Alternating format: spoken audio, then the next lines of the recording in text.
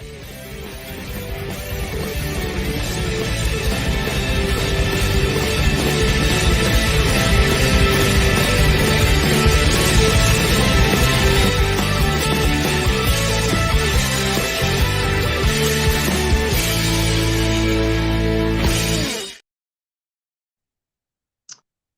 evening, Palace fans around the world. Welcome to the Red and Blue Review. My name is Jill Holyoke, in place for Nick Philpott, who's bottled it tonight. Got family and friends coming around that he apparently forgot about. So I'm joined by Ian Lyons. Evening, Ian. Hello, mate. Yeah, all good. Thank you. Thank you. Good to be back once more. Good, good. Tim Richards. Hello, mate. All right, mate. Yeah, evening, everyone. And everyone's favourite captain, of course, Jim Cannon. Evening, Jim. Evening, Joe. You all right? Yeah, good, good. Thank you. So tonight we discuss what turned out to be a narrow 2-1 defeat away at Man United. A performance that got better as the match went on, but nonetheless sees us out only 5 points from the last 8 games. Tim's going to be in the chat tonight discussing pretty much everything that you guys want to talk about, and we will be coming to you quite a bit tonight just to pad out what is more or less a skinny show, because the game, you know, there's not a lot to talk about, but we'd all like to hear your views a bit more tonight. So this week we welcomed some new signings. Albert Sambi-Lokonga from Arsenal on loan to the end of the season. Described everywhere online. I'll try to find out, you know, even on the Arsenal webpage, whereabouts he plays exactly. And he's described just as a midfielder.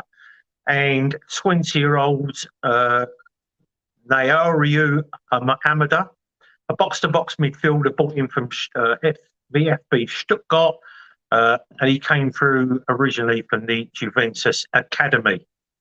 So 2 signings, not the centre forward that I think everyone was hoping for, but nonetheless 2 extra signings, young players, 1 permanent, 1 loanee, both for the midfield. Just to clear up a little bit of housekeeping, the under-23s lost 5-0 last Monday to Man City, and in the Premier League International Cup they lost 2-1 to Dynamo Zagreb. Good bit of experience really for our club there, having a European side, which is good. And the CPLFC, the ladies team last week lost 3-0 to Durham in the Women's FA Cup and 2-0 to Southampton in the league. So not the best week for Crystal Palace, really. Ian, yesterday's game. You can just give us, I know that you weren't there. I wasn't able to get there. I don't think any of us were there, and the streams have been terrible. So we're going to try and give you a pretty much as best a synopsis as we can from what we've seen, heard. But go on in, fire away. Sure. Well, let's start with the starting lineup, shall we? So as you can see, Nigel's been good enough to put it on screen for me. So Gaeta in goal again, Klein on the right, Richards and Gay in the middle. They've been pretty solid, haven't they? Even though the results haven't been going our way recently. Mitchell on the left, Decore and Hughes, and I think we'll be talking about the blonde Messi in a minute. Anyway, Schlupp, Elise, Ayew, and Edouard. Edouard's playing up front on his own, just as Jill and I were talking about the other week, how he needs to play in the front too. All of a sudden, he gets isolated up again. Anyway, so that's your lineup. And it was always going to be a tough ask, I think, second time round, so soon after having played them, and especially as they're a team in form as well, scoring goals for fun. We probably got what we deserved out of the game at Selhurst, but you would have thought that with that so fresh in the mind that we would have approached this in a positive manner, and that didn't necessarily seem to be the case. Obviously, the game kicked off, and we had a few forays into their area at the start, and then we suddenly started to sit back and let them drop onto us and give them way too much possession than we should do. And after 6 minutes, it wasn't originally noticed straight away, but VAR went to the desks, and the people that obviously know the game better than most and gave a penalty. And from replays, it was a penalty. There's no way that we could have gone around it. Is it harsh to say what is his hand doing up there? Probably, but and how close is Rashford? I mean, you can see from that picture there, he was pretty close as well. So harsh or otherwise, it was a penalty, and there was only going to be one result from that. We went 1-0 down, and after that, it appears that we went into a shell and continually giving the ball away, and then we lost all of our confidence. And I think this is something that's been permeating throughout the team, is that Vieira wants to try and play a possession-based game, and yet we're struggling to have players that can actually give passes to feet or actually in front of the player. Too many times we are, after the hard work of winning the balls back, we were giving it away. There was the odd time that Edouard got the ball up front before it broke down, and they were probably the best moves of the game for us, in that we were actually stringing 3 or 4 passes together. But every time he got the ball, he was isolated, and Martin is obviously on fire at the minute, and he very easily dispossessed Edouard. He found it very, very hard to hold the ball up and pull the team out as a result. On the other side of things, AWB, Aaron Wan-Bissaka, was having seemingly a very easy game against our threat down the left. In fact, there probably wasn't too much of a threat, and they were having to deal with him, and he was actually doing more attacking than they were. Doucouré was being overworked. I think the penalty given away has obviously impacted upon Hughes' confidence, and Doucouré was doing all the best he could, but he looked pretty lost with Schlupp and Hughes alongside him. But on the positive, in the first half, I think after they scored the goal, even though they were up front and they could afford to pass it round and probe and try and break us down, the defence actually didn't look too bad. And Richards and Gay are looking a reasonably tight centre-back pairing in the absence of Anderson. And I know that Joel and I have discussed this many times about Palace finally playing a back three. And I think if Anderson comes back, then we've got the potential to maybe try something different. Whether Vieira will do or not, I don't know. But it'd be interesting to see in the chat what people think of Richards, because I think he's had a pretty solid introduction in the few games that he's had. And that aside, there wasn't really much more in the way of action up until halftime, to be honest. It was very much them in possession, us defending deep, a low press, which they found hard to break down for the majority of it. But we found it hard to then spring out because of our poor passing. So half time it was 1-0. Yeah, I can't disagree with a lot of that, mate. I think we played them at our place, and the difference just in a few games, just in a couple of games really, is that we played 2 up front against them, and then we go to their place where you can't sit back against Man United, not at their place, because otherwise they're gonna do what they did, because we sat back and trying to hit them on the break, like you say. You need to have players that are on their game, can take a real fierce passing control turn, and then go. And against Martinez, as you've said, he's playing well. Jim, what else could we have done? Apart from what happens, what else could we have done there? Played 15 men, maybe. Yeah.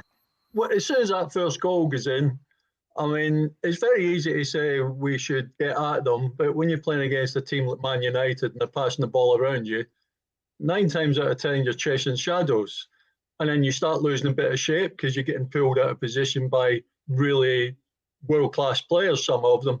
So, I only saw the highlights. It just looked like they were in total control. They were passing it around us. And I think that's always going to happen when you go to a team that's just won, 12, 13 games at home on the trot. They're firing at the moment. So at 2-0 down, basically the game's over, isn't it? Until a player gets sent off in the second half. I mean, the players don't go out there with a purpose of sitting back. It's the opposition that pushes them back.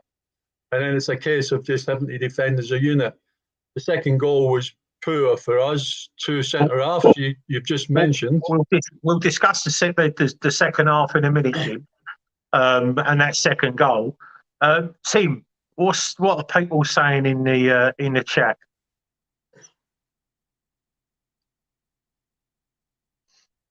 You're on mute, Tim. Tim, you're on mute. Yeah, I realise that. I was just checking to make sure Jim was awake. He looked a bit tired. It's all good.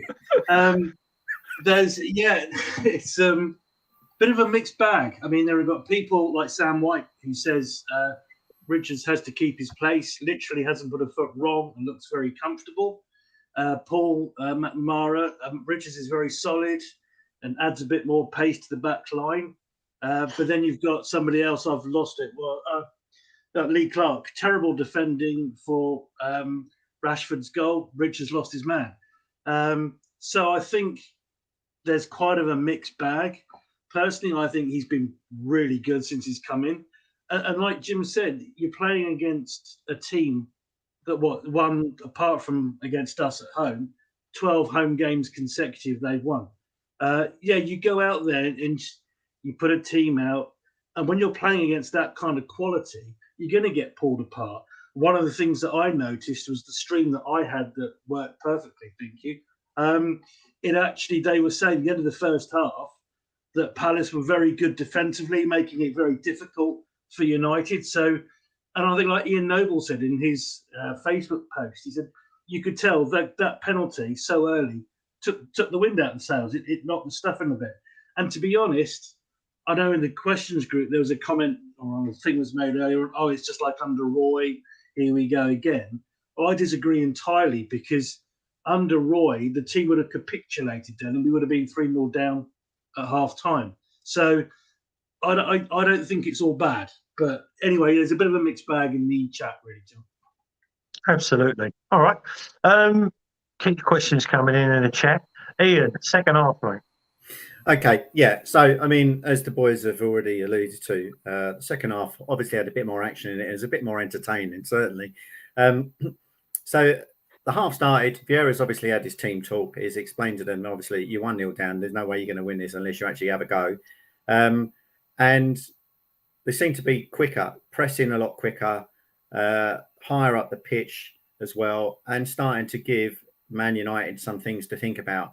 1-0 lead's obviously a very tentative lead, and the game can swing very quickly depending on the next goal. But unfortunately, the next goal fell to Man United, and as some people have already said, Rashford again. He didn't have many people near him in the box, to be fair, but the ball perhaps should have done better with the cross as it came in.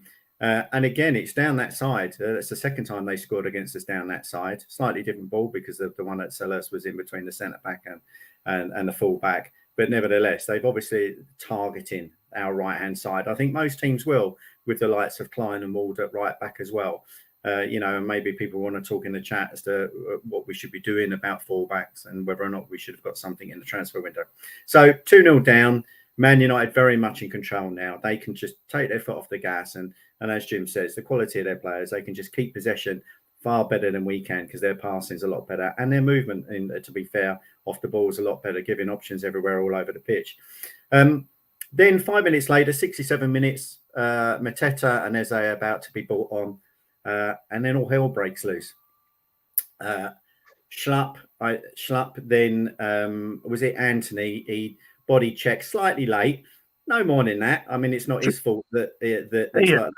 Yeah. Do you want me to? I've got a big thing written on this. Do you want me to interject there? Go for it, mate. Thanks, mate. So Schlupp goes into Anthony, and it was a nothing. Just sees him off, but a bit, with a bit of strength, and sends him spiralling into the dip. There's the pitch at Old Trafford is raised. You can't really see it, but it does drop a couple of feet down where that lino is standing. But Anthony, obviously, he goes down every time you touch him. He goes down like he's been shot. So he's down up against the hoarding, holding his shin like it's broken. But then suddenly he gets to his feet, runs at Schlupp and just sort of chests him. So he goes from broken, like literally broken, to handbags. And I have measured this quite literally this afternoon. From when Schlupp gets him off the pitch to when he gets broken and then gets back up and chests him, 6 seconds. So he goes from mortally wounded to wanting to fight in 6 seconds. It's scandalous, and I think that's why the action was. I don't even think Schlupp got booked. Did he? Did he get booked? I'm not sure. He might have done for starting all the ag. But anyway, so I mean, it was just an all-out shove fest involving basically the entirety of both teams. When the calmness resumes, the ref is asked by VAR to go and look at something, and there's a few seconds of Casemiro holding Will Hughes by the neck with both hands. And within seconds of watching the replays of the VAR incident, with a backing track of Uar Cantona, which really pisses me off. Like literally, they're stupid as mud, them fans up there for that. Casemiro is indeed shown a red card. A bit pathetic, really, but it surely makes up for the straight red he should have received at Selhurst Park for his assault on Wilf Zaha the week before. Before we carry on with the second half, Jim, I know you're going to turn around and go, back in my day, you know what I mean? We'd have put real boxing gloves on, and there'd have been real, and there really probably would have been real punches thrown. But it was all like something about nothing, wasn't it, yesterday? That little melee. Well, what I saw was a bit handbags, wasn't it? Everybody pushing one another. I mean, I see the Casemiro view from the other side, and it almost got, because he's got a pair of gloves on, which makes his hands look even bigger. But it looked as if he had hold of his shirt. I mean, it was a ridiculous sending off. I mean, we'll take it all day long, but referees and VAR, I wish they would just all go home because they spoiled the game. Yeah, I wish they would go home sometimes. Tim. Hello. Yeah. For me, it's a red card all day long. In the modern football, if you put your hands up to a player, then it's the same as when Beckham got sent off in the World Cup for the retaliation when he kicked out and basically missed the guy's leg and lightly grazed the sock. He got sent off for retaliation. It was nothing. It was handbags, but that is the letter of the law. And it's so nice to see, for a change, one of the big six clubs actually getting held to the letter of the law and not some fatuous, non-existent, oh, well, we'll let them off this time because of that. So, okay, all right. Well, Ian, while we're giving your 3 pence on just the sending off, have a look at the chat for us, team. Hey, sorry, I know I've just pissed on your second half parade, but tell me what you think of the red card. Well, I mean, listen, it's funny enough. You could have written this for me, but because I said, well, it wasn't. I was going to go on to say it wasn't necessarily Schlupp's fault. Okay, he's a little late. We all like to leave a bit of afters on people. You know, it's momentum, isn't it? Momentum, Jim. That's what we used to say. But you're right. It's like falling off the edge of a cliff at the end at Old Trafford. It's about 4 foot from where the ball boys are to the top of the pitch. There's nothing he could have done about it. And then, as Jim rightly said, Casemiro turned up as the Boston Strangler with those gloves on, didn't he? And I think it's probably the most influence that Will Hughes has had on a match lately. You know, being shoved around or rang around like a rag doll. But it was the right decision. I don't know. Casemiro, for me, and a lot of the players at the minute that are certainly coming over from the likes of PSG and Spain and that, they're fantastic players, but they're world-class cheats. You know, they will spoil games left, right, and centre. They're exactly the type of players you'd want in your side, but despise elsewhere because they don't need to do it. They think they're being clever by, taking one for the team or what, just as he did at Selhurst Park and all that sort of stuff. And then to have the front to then go, what did I do? As he's trying to pull the gloves off and hide the evidence. It's just ridiculous. It was a red card all day. And, as Jim says, they're probably not the best people to have behind the monitors, but at least they got that one right. And then it made things interesting. But I felt sorry for Mateta because Mateta and Eze were due to come on. And then Mateta was told to sit down because then, Lakonga came on for Hughes and Eze came on for Ayew. So at least PV's done what we would have hoped he would have done anyway, is that trying to influence the game by being more forward thinking and more attacking. And that's how it proved. Okay, they were down to 10 men, but we still had to take it to them. And then 75 minutes, we get a corner. Gay as a point blank saved, point blank header, saved by De Gea, which could quite, foot either side. It was that close; it could quite easily have gone in. And then a minute later, another corner. And then Schlapp turns, scores. Top of the goal, back in the net, and that's it. Game on for the last 15 minutes. But it's at that point that, what I was just talking about players being clever in inverted commas. They just start falling around like flies, or everywhere. The slightest touch, falling down, rolling over, and then, as you say, when we're attacking, all of a sudden they get back up. And they were time wasting it, and then it got to 90 minutes, and I think it was 7 minutes that was put on the board, and derision everywhere. Well, if they hadn't been on the floor so long, it probably only been a couple of minutes, and even then, when 7 minutes went up, I think they were on the floor for another 2 minutes, and they just ground it out, and they saw it out, and it's just, for me, it's probably like another lost opportunity. We don't have the confidence, and it's very hard to play as a team when you're low on confidence at the minute. You're always feeling as though you're going to concede the first goal and then have to come back for that. But you have to run at players, and our passing hasn't been great. I've got to say, our transitions from bottom third to the middle third, and certainly to the final third, has been poor for the majority of the season. When we get it right, we cut through teams. And that's what we were doing for the vast majority of last year. We were cutting to getting the ball out wide. The ball was coming back in, and then we were holding it up, and we're giving ourselves chances. And I can't help but think that these two new players, certainly the other guy, the guy that we got from Stuttgart, looks to be more of a Gallagher-esque type of player, very forward-thinking. His first instinct, from what I understand and from what I've seen, is to move forward and to travel with the ball.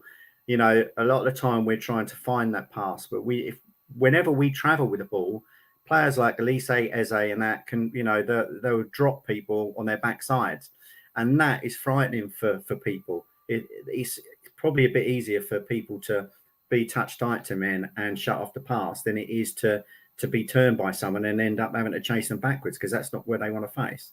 So 2-1. Slightly, were we hard done by? I'm probably not too sure. I think their quality's shone, and maybe the sending off put a false perspective on our performance. Well, they took their chances, and we didn't take ours. I mean, like you say, the extra time ball going up is always going to be met with derision, because we know that half of the ground needs to be in Manchester Piccadilly to be back in London before 8 p.m. anyway. So yeah, it's another loss.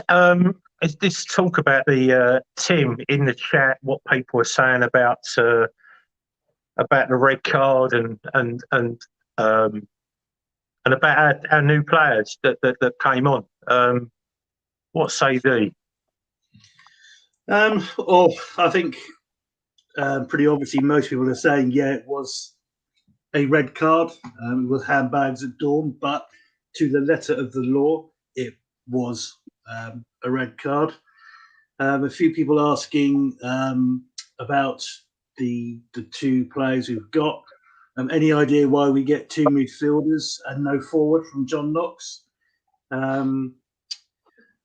John CPFC, a Rashford twisted dive was a joke. I've just kind of sums up the Man United.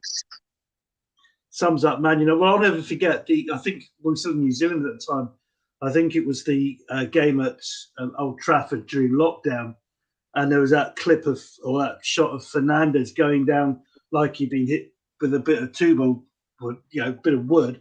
But when you see it, there was no one anywhere near him, and he just was cheating, which is what they do. Paul Holden raises a good question. He said, "Does anyone think PV is too calm? Misses the Warnock-style rants on the pitch and interviews.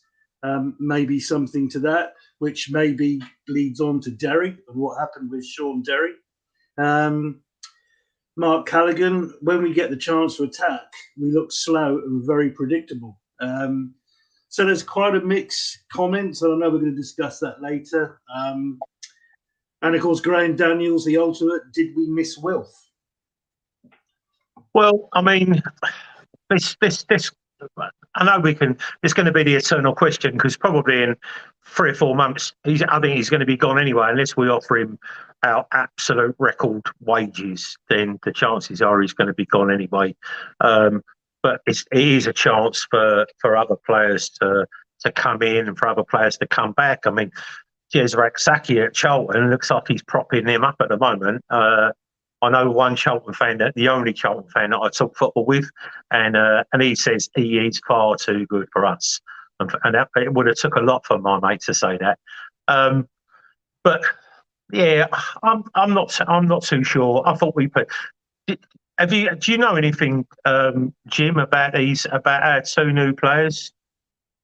No, never seen them. I haven't even heard of them. Okay. Ian, I saw you had your hand up a minute ago, mate. Yeah, so regarding Graham Daniels, did we miss Wilf? Well, we're going to be missing him full stop at the end of the season. We got to get over it now. I think maybe the hamstring he's had, which is bad for him and probably affects us short term, is probably a good thing long term, because it gives Patrick Vieira an understanding of where his squad's at with no Wilf, and also who he needs to play where. I just hope it doesn't then mean that we start losing game after, and losing becomes a habit. So I think short term, yes. I think long term, we're not going to miss Wilf. I don't think. I think he's over relied upon, and that in itself is a weakness for the team. As to the other 2 players, the Lokonga, I remember he came on against us at first game of the season. Was it first or second game we played Arsenal?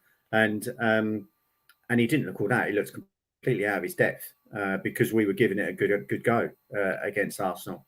The other guy, as I say, I've only seen bits on the video reel, and obviously that's edited to the nth degree to only show his best bits. But from what you can see of them, I think he's probably, I can see him working well alongside Decore. I just don't know whether or not we've done enough in the transfer window. I think that's the real key. Okay, I'll come to you in a second. I'll come to you in a second, Tim. So just quickly, go Jim, Ian, and Nina. You're saying about players and about Wilf, and we've been saying for a while now about players stepping up. I thought Jeff Schlupp had probably his best game for a very long time for Palace. I know you're a massive Wilf advocate, Jim, as we all are and as we all should be. But you can see that he's coming to the end of, maybe his time at Palace. Did you think Schlupp played? Did you think he took a step up yesterday? It certainly looked like it to me. Yeah, well, again, I only saw the highlights, but he seemed to be involved in a lot. In everything. He was in the right place for the goal. We had a couple of other little sort of cameo bits and pieces. So, yeah, I mean, he's not a Wilf, is he? And nobody knows what's going to happen to Wilf. He won't play for 4 or 5 games, hamstring injuries. I know people keep saying he's a quick healer, but it's a 6-week job. And so you're going to miss him for a good part now. So we've probably got to get used to it, because at the moment we don't know if he's going to be here. So the manager's got to be thinking of other people that he can put in that position. And maybe I'm not sure. I'd like to see maybe Elise play on that side and just give him a go and see what he's like. I mean, he's got a great left foot, and he's got great skill. I mean, I'd love to see. It seems to be the modern thing. If you're right-footed, you play on the left, and if you're left-footed, you play on the right. But we've got centre forwards, and when we play them, we don't really get crosses into the box. So why don't we play Elise and just say, all I want you to do is get down the line and whip balls in. Once he does that, you can start working on players to get in there if they're not doing it. But there's no point in trying it if you're not getting crosses in.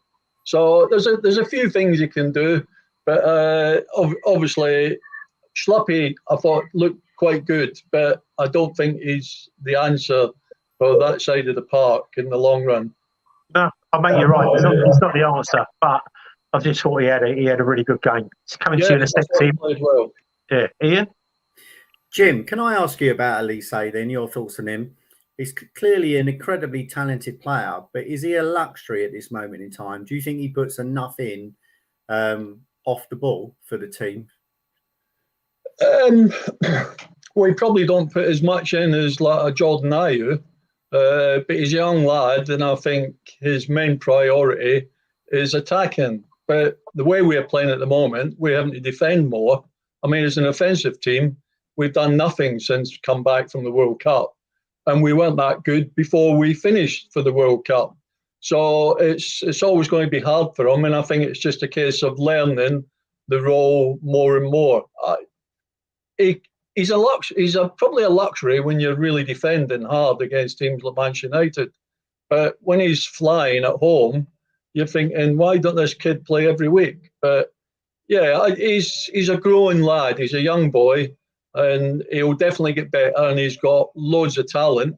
And sometimes, if the trouble is, if you've got maybe a couple of players like that, you can't afford that. You know, if Wilf's just having one of them days where he don't do nothing except moan at everybody and loses the ball and gets knocked over, and he's not doing his job, then that's hard for a team to maybe have two players not committed to defending as should do.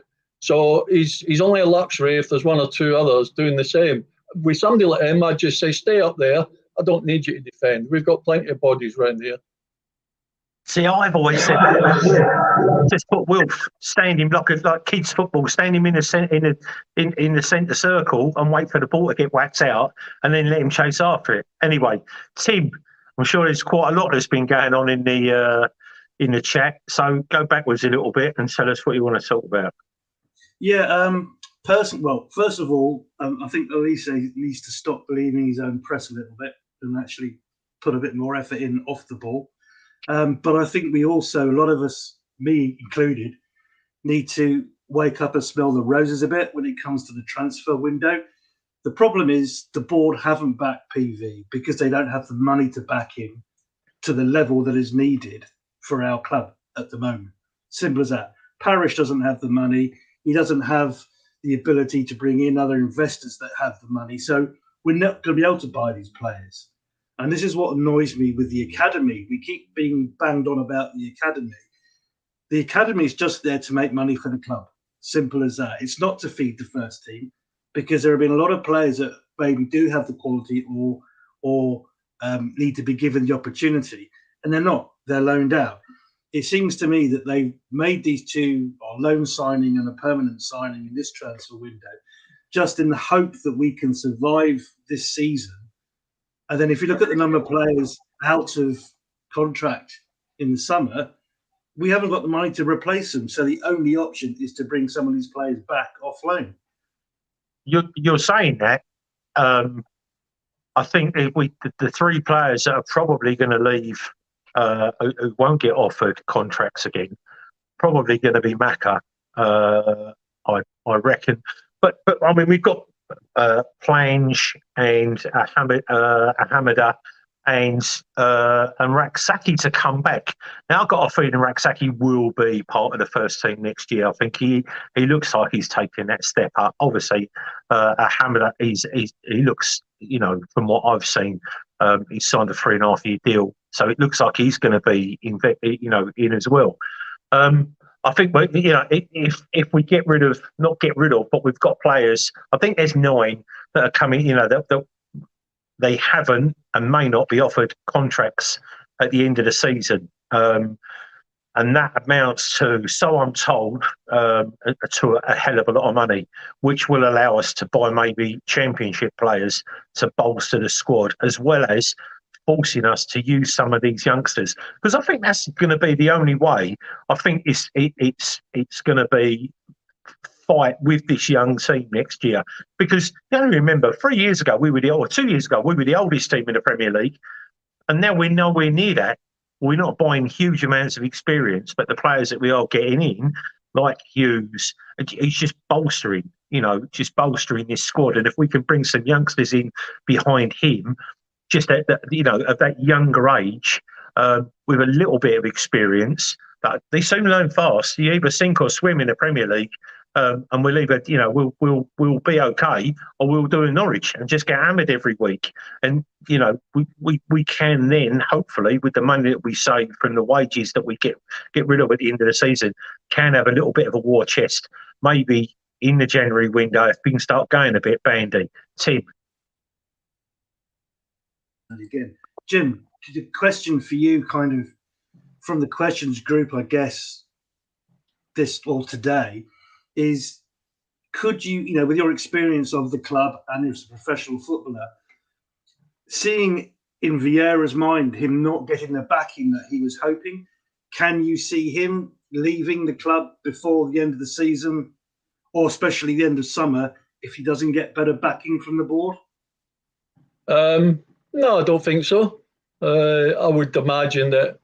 I think all managers want certain types of players. A lot of them that they probably would love to get are way outside the remit as far as money is concerned. So, we've brought 2 players in. I think most Palace fans say, yeah, all right, but we don't know them, and are they going to actually improve the side? They're probably more just to shove in there if things aren't going well. Maybe the lad from, I don't know what Bruges, where'd he come from? The other lad? We got one from Stuttgart and one from Arsenal. Stuttgart. He might be a player that you could shove in there, and hopefully he'll look a good player. But in general, no, I can't see Patrick going. I think this is his second season. This season is harder because his team is a little bit weaker. And the 2 reasons for that is nothing to do with him. One is Gallagher going and McCarthy not playing on a regular basis. We probably aren't that much different apart from them 2 players. So I would, all managers are going to moan at their chairman for not signing players or getting players. But I look at teams like, and I see a little clip on the page there, Brentford, Fulham and Brighton. Now, them 3 clubs have got players that, in theory, I've never heard of. But every one of them that comes don't cost a lot of money and go into the team, and they all gel all together and make their team look absolute quality. So I wonder sometimes, what are we doing? You don't have to go and spend 30 million on a player, because I know a lot of them Brighton players and a lot of them Brentford players and a lot of them Fulham players cost a few millions, but not 20 or 30 million. So when you say we haven't got money, we must have something in the bank to buy 1 or 2 of these type of players. I don't. I can't let on. Anyway, so we'll get on to the 2 players that were brought in. Basically, were added to the squad to make our squad 25. We only literally had 23 squad players, first team squad players. They've now been added to the squad to make a squad of 25. And the question coming from the chat was about will Patrick walk? Well, basically his end of match or post match interviews are just sound bites that week in, week out are exactly the same. And he was asked how important it is to win games. He replied, "We're not winning games and we're not scoring enough goals. We need to score goals to allow us to win games. This is something we have to improve." If you're not turning around and saying, "Give me another bloody centre forward," what are you saying? Like I said, in the last 10 games, we've had at least 2 games where we haven't played a centre forward. And in the games that we have, we've played 1, we've not done a lot. And when we've played 2, we've troubled teams. So, I really don't know. Maybe he's playing both of them at the same time. And seeing it doesn't really work. And he shows that I'll play 1 centre forward up front. And it shows that doesn't work. And then he doesn't play any centre forwards, and that blatantly doesn't work. So, Tim, what say ye again?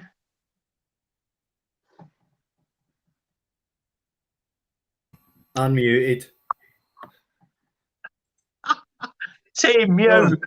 I don't work in IT. I don't know what I'm doing. It's all right. But looks like you work in a warehouse, mate. Yeah, it just shows how thin our squad is. And it also shows that Vieira's got no confidence in our strikers, because if he did, he'd play them more. I mean, Mateta, I still don't rate Mateta. I mean, I've seen Mateta. You shake your head and you say, "Oh, you've got to supply them to score," but they've also got to do the effort themselves, and they obviously are not. And he's not seeing that from them, or he'd play them. Yeah, I mean, don't get me wrong. I think playing one up front, we don't have players that can play. We don't have strikers that can play single guy up front. For me, it's always about creativity, okay? And it's about that transition between. That's what we're missing. Someone who's really creative and forward. And as I said before, running with the ball. That way, the whole team pushes up, moves up, supports the one guy up front. And then even when he does hold on to it, he's got more of a chance of laying it off to someone. We have not created chances from the wings since the days of Wilf and Balassi, have we? You saying about support. I mean, what do we need? Do we need a 4? Do we need an 8? Do we need a 10? Well, or do we need all 3? The problem is when you're playing with 2 defensive midfielders, you're already automatically in a defensive stance, aren't you? It's how you change when you're in possession.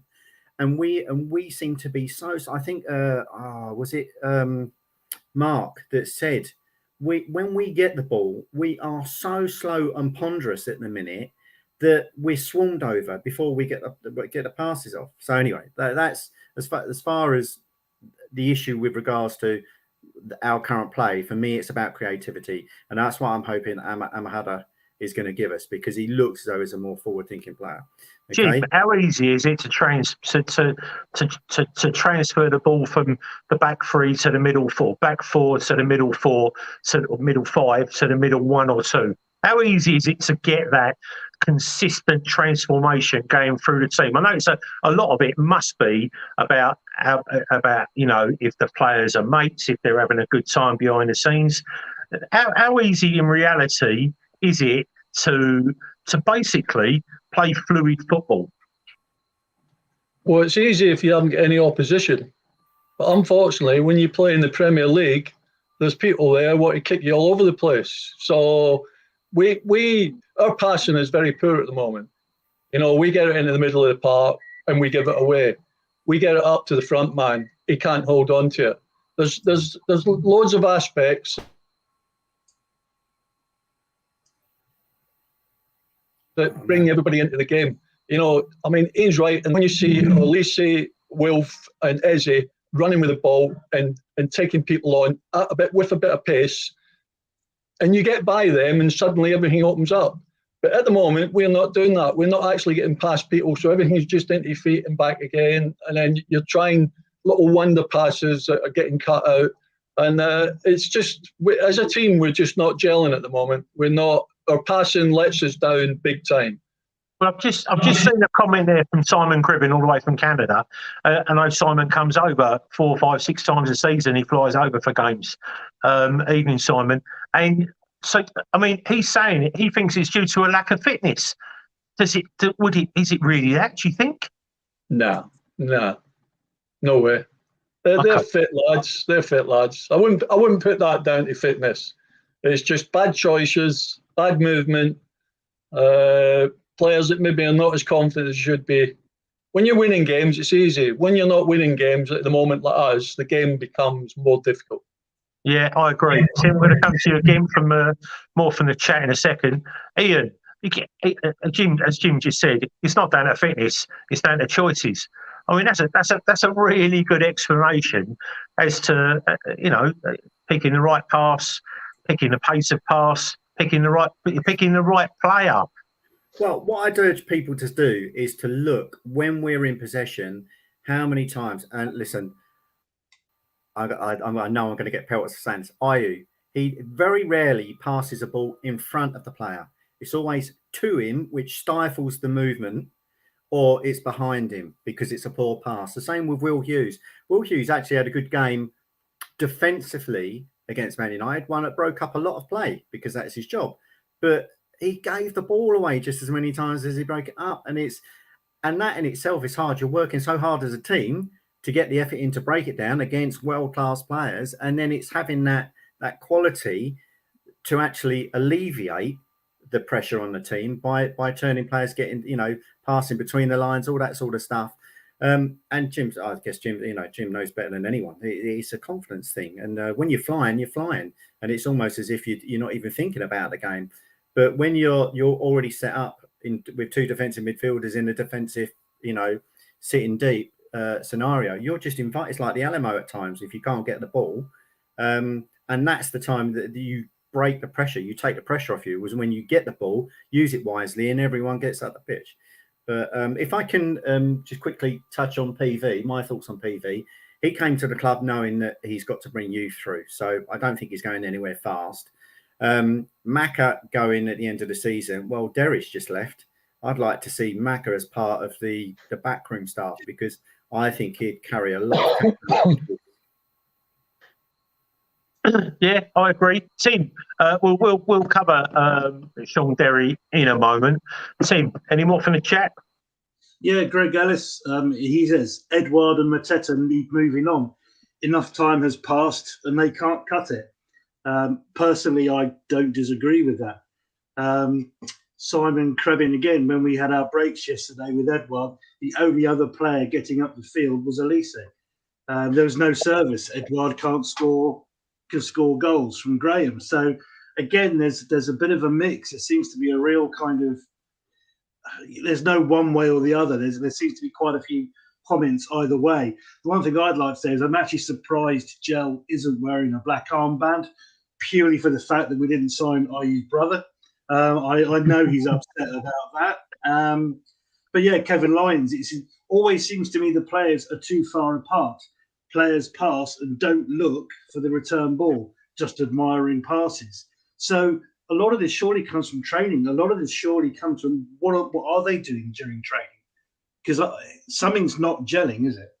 Can I'll tell you what I'll stick my tuppence in and say that when you watch the next Palace game, but watch it from a TV point of view, it's only because you need to be high up from a camera S point of view. Watch the other team when they've got the ball and the options that they get given. A lot of the time, the opposition, they won't hide behind a player, an opposition player. They will make space to receive the ball, go to the ball, or they will make a small run. We do not do enough of that. The other thing as well, that when we're in possession, if we've only got one player up front, a forward up front on his own, two or three, a midfielder can come back and two defenders can go there, and then he is 1 against 3. He's going to lose the ball 99 times out of 100. Well, we are anyway, unless he pulls out a bit of genius. So we don't, and it's been proved as well, because all the stats don't lie, that we close down we are 20th. We don't close down. Everyone else closes down and closes down in numbers. And the only time that we did close down was when Gallagher was doing it, and then he encouraged Wilf to do it. And when Wilf started doing it and Gallagher started doing it, they both started shouting at everyone, and everyone did it, which is why when we had those two on song last year, we looked like a completely different animal. Anyway, the Vieira thing for me, I think that, I don't know, you might be able to help on this in a minute, Jim. Sometimes you get told stuff, but I know that, well, I'm pretty sure that my sources, it was, he's not lying when he said that Vieira and Mateta had a massive row, which is why Mateta some weeks ago was completely left out of the squad. It wasn't injured, just left out of the squad. And this week we heard that Sean Derry, I mean, literally the top tier of our table with Patrick, Ocean and Derry there. They're the 3 guys that ran our first team, and Derry is now gone. I mean, it's a surprise to me, but I know it's angered. He put Palace Twitter into an absolute meltdown because Derry, being a first team coach, he's much admired and really part of the Palace fabric. I mean, I was when we played Sheffield Wednesday, and it just everything about Sean Derry epitomises what I want to see from a Palace player, from a Palace coach, from a Palace fan, from everything. And him leaving was a huge surprise. Took everybody by surprise, and I think quite rightly. it angered a lot of people. And I don't, maybe the club. I know it's not the dumb thing, they'll try and keep everything in house, but it's obviously, for me, they're butting heads. I mean, and again, it happens. I know it happens on the pit, the training ground, players having punch-ups and arguments and everything else. And I suppose if you've got ideas that the other person doesn't like and you're at the top of the table, I don't know. Jim, I mean, you've been there, pretty much seen it, and with 663 times, with thousands of training sessions in between. I mean, is arguments and punch-ups and everything right away throughout the club, I'm sure. Yeah, well, mostly between the players, not normally with the management. I mean, it wouldn't surprise you, would it, with Derry and especially with Vieira? I mean, Vieira, 6'4", used to love a tear up, and Derry weren't frightened of anyone. Well, I only see what you see in the papers and on websites, is that he wasn't happy with the way he was having a go at the players. If that's true, I'd be very disappointed in Vieira for getting rid of him for that reason. It's like good cop, bad cop, isn't it? The manager sort of is normally the one that rips into you. When we played with Terry Venables and Alan Harris was assistant, Terry would rip into you, unbelievable. And then Harry would take you aside and put his arms around you and say, don't worry about that. He's just trying to make you a better player. So, I mean, and I saw a comment that it was because he had a go at the players when we played Everton early on in the season. We lost 3-0. Well, if he did then, he would certainly have had a go at the players against Fulham, because that performance was an absolute disgrace. If players aren't performing, they need to be told sometimes. Now, somebody said Patrick's mild-mannered and sort of likes to do things easy, but sometimes players need a rocket up the backside. So nobody knows what's actually going on there, but obviously he's a big Palace guy. He done brilliant when he was here. He was a good leader. So it's a shame that he's gone, but nobody will probably ever find out the exact reason unless Patrick come out and told you. You're right. Going to come to you again and the chat in a second, Tim. Ian, how much of a surprise was it when that came out in a week? Well, it was a big surprise, but it was just as much as a disappointment. And, as everyone said, I was at Sheffield, Wednesday when, Clint Hill took on half of Sheffield on his own, and Derry got stuck in, and it's the epitome. If you ask any fan of any club, they say, I don't care how shit my club is, as long as as the players in that team give everything for the shirt. And if things are to be believed, that's what Derry was telling the players. But today's a completely different animal.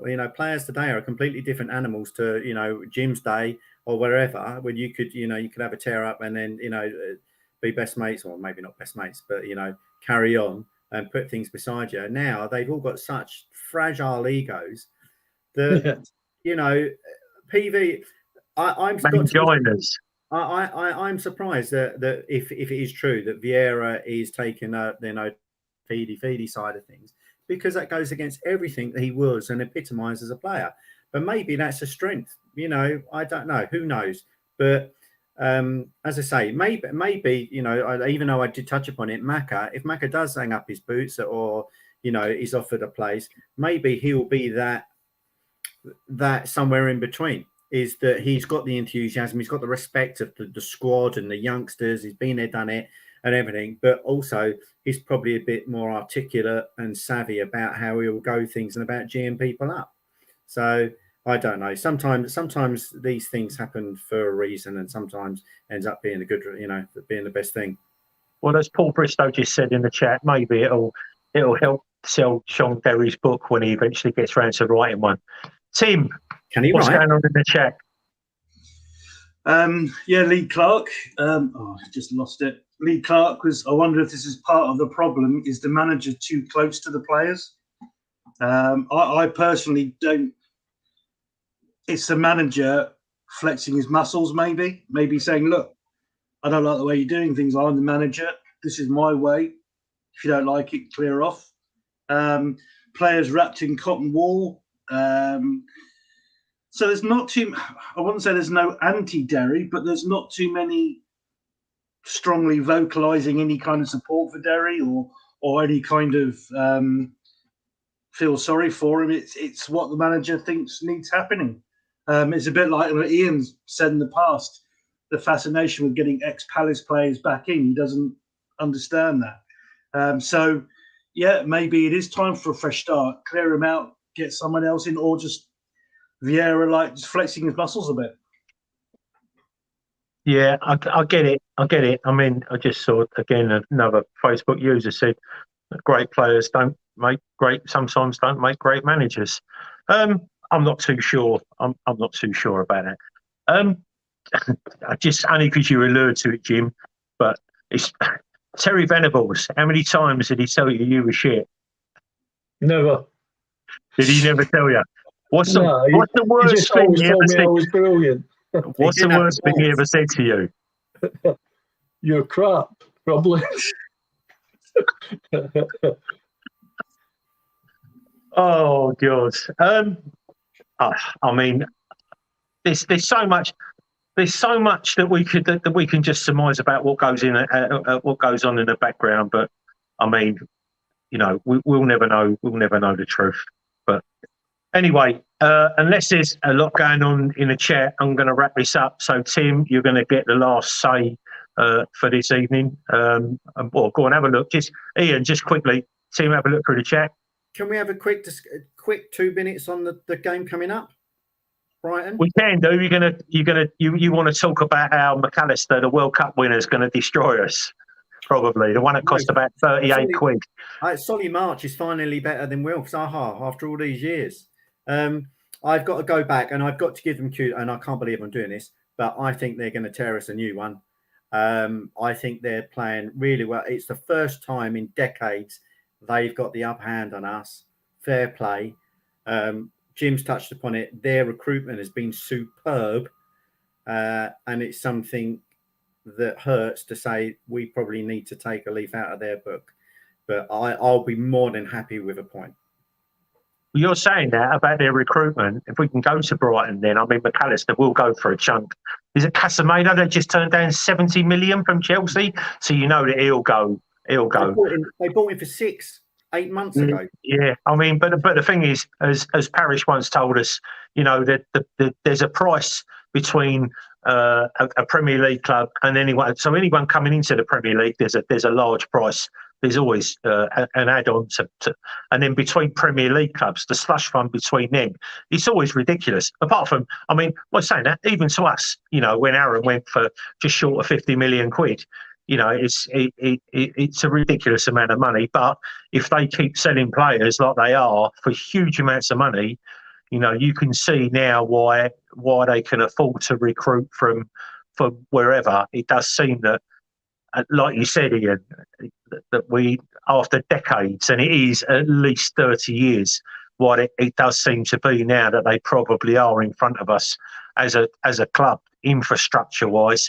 I'm not going to say, you know, as a football team, maybe this season we might have to concede that they are the better.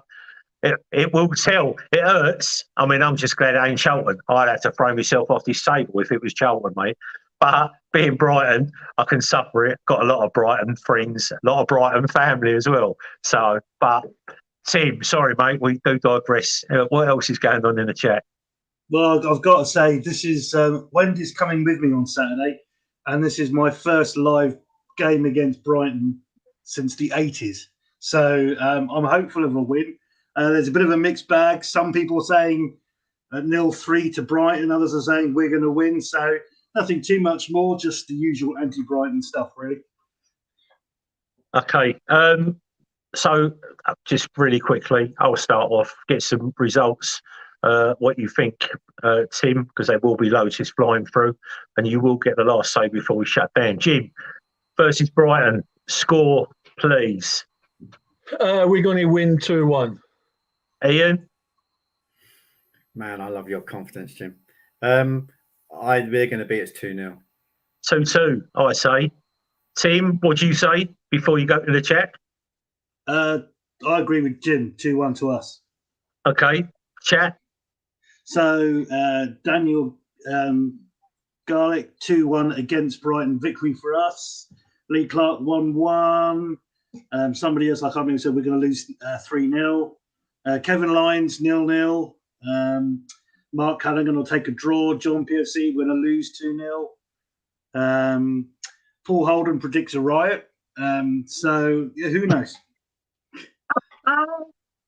Right, that is it. Next game, Brighton. Pray. I think that's all we can say. Thanks for listening to us waffle for the last hour. Hopefully, Mr. Philpott will be back, and if not, someone else will be in his place. It's been good. Jim, thank you stepping in late. I know. Ian, thank you for stepping in even later. Tim, thanks for taking over the chat. My name's Jill Holyoke, and we are done. Good night. Off to see Happy Valley. Yeah.